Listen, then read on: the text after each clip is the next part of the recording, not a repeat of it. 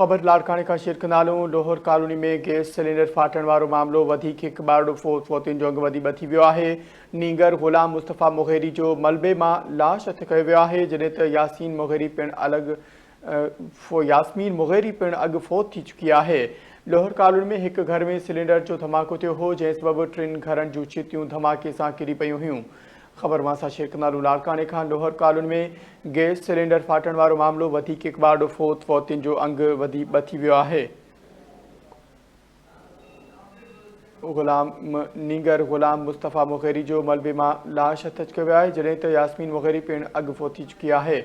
लोहर कॉलोनी में हिकु घर में सिलेंडर जो धमाको थियो हो, जंहिं सबबि टिनि घरनि जूं छितियूं धमाके सां किरी पयूं आहिनि। ख़बर मां शेयर कंदालूं। लाड़काने खां लोहर कॉलोनी में गैस सिलेंडर फाटण वारो मामलो वधीक हिकु ॿारड़ो फ़ौत थियो आहे। फ़ौतियुनि जो अंगु वधी 3 थी वियो आहे। तफ़सील मालूम कंदासीं। धरती टीवी लाड़काने जो ब्यूरो चीफ मुनवर रिंद असां सां लाइन ते मौजूदु आहे। जी मुनवर, आगाह कजो, छा तफ़सील आहे? हाँ जी, बिल्कुल।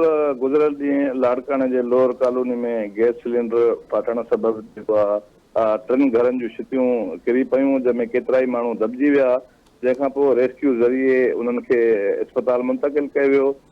हिन वक़्तु जेकी आहे फ़ौतियुनि जो जेको अंगु आहे उहो 3 थी वियो आहे। हिन में यास्मीन औरत आहे हिकु, उहा फ़ौत थी वई आहे। ॿियो ग़ुलाम मुस्तफ़ा मुग़ेरी ॿारड़ो आहे, ऐं टियों जेको आहे हिन वक़्तु ॿुधाइनि था त कराची में जेको आहे फ़ौतगी थी आहे, जंहिंमें फ़ौतियुनि जो अंगु जेको आहे उहो 3 थी वियो आहे। सोग वारी सूरत हाल आहे। ऐं हिन वक़्तु बि लाड़काने में जिते 3 घरनि जूं छितियूं किरी पयूं, उते जेके बेयारो मददगार उहे जेके घरवासी आहिनि उहे वेठल आहिनि, ऐं कुझु ज़ख़्मियुनि जो इलाजु लाड़काने जे जेका ट्रामा सेंटर आहे उन में हलंदड़ आहे, ऐं 4 ज़ख़्मी जेके सीरियस हालत में कराची मुंतक़िल कया विया, उन्हनि मां हिकु फ़ौत थी वियो। बाक़ी 3 जेके ज़ख़्मी आहिनि उन्हनि जो इलाजु उते कराची अस्पताल में जेको आहे जारी आहे। ऐं लाड़काने में जेको आहे हिन वक़्तु जेको आहे उन इलाइक़े में लोअर कॉलोनी में वॾे अंग में माण्हू जेको आहे उन वाक़े वारे हंधि जेको पहुतल आहे। जी, महिरबानी आगाह करण लाइ।